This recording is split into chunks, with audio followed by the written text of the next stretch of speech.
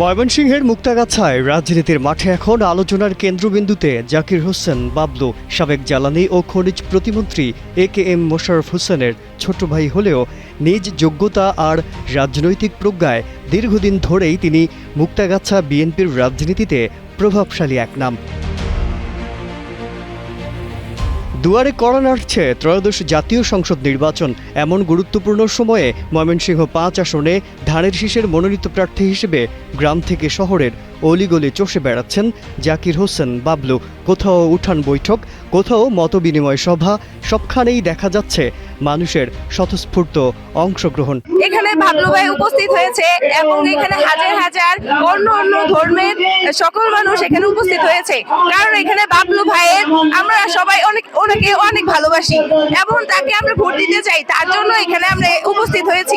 আমাদের গার্জিয়ান তাকে ভোট দেবে, আমরা এসেছি তাকে দেখতে। ধর্ম বর্ণ নির্বিশেষে সব শ্রেণী পেশার মানুষের মাঝেই বাবুলকে ঘিরে তৈরি হয়েছে আলাদা এক আস্থার জায়গা। হিন্দু মুসলমান নারী পুরুষ সবাই বলছেন একই কথা, তিনি মানুষের কথা শোনেন, মানুষের পাশে থাকেন। এই সমাবেশে অনেক বিপুল মহিলার সমাবেশ হয়েছিল, তাদের জায়গা দেওয়ার মতো কোনো ব্যবস্থা ছিল না। অনেক মহিলা রৌদ্রিও দাঁড়াইছিল বাবলু ভাইয়ের কথা শোনার জন্য। ওনার বক্তৃতা শুনে সব মহিলাই অনেক খুশি হয়েছে এবং সমাবেশের শেষে বাবলু ভাই সবার মাঝখানে যে হাত মিলিয়ে সবার সাথে একটা আন্তরিকতা সৃষ্টি হয়েছে। একমাত্র স্মার্ট সিটি বসুন্ধরা, আধুনিকতায় এক ধাপ এগিয়ে।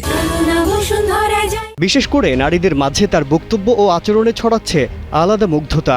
সহজ ভাষা, আন্তরিক উপস্থাপন আর মনোযোগ দিয়ে কথা শোনার ভঙ্গি তাকে অন্যদের থেকে আলাদা করে তুলেছে বলে মত অনেকের। আমাদের এখানে আজকে মহিলা সমাবেশে জাকির হোসেন বাবলু ভাই উপস্থিত ছিল। উনি ওনার মনের ভাব সবার কাছে প্রকাশ করছে, সবাই ওনার কথাগুলো শুনছে এবং সবাই ওনার কথাতে সন্তুষ্ট হয়েছে। সবাই সন্তুষ্ট হইয়া ওনাকে ধানের শীষ মার্কায় ভোট দিবে, এটা ওনাকে সবাই প্রতিশ্রুতি দিছে। উনিও বলছে যে আমি যদি নির্বাচনে জয়ী হতে পারি, আপনাদের যার যে আশাগুলো আমি পূরণ করার চেষ্টা করব। মতবিনিময় সভা শেষে সাধারণ মানুষের সঙ্গে সুখ দুঃখের গল্পের দৃশ্যই যেন তুলে ধরছে তার নেতৃত্বের ধরন। স্থানীয়দের ভাষায় নেতৃত্ব মানে কেবল বক্তব্য নয়, মানুষের পাশে থাকা। অনেক ভালো লাগতেছে, তার ব্যবহার, কথাবার্তা সব দিকে ভালো লাগতেছে। যেগুলো কথা বলছে যদি ভবিষ্যতে কাজ করে তাহলে মানুষে তার ছাড়বে না, তার পিছনে থাকবে।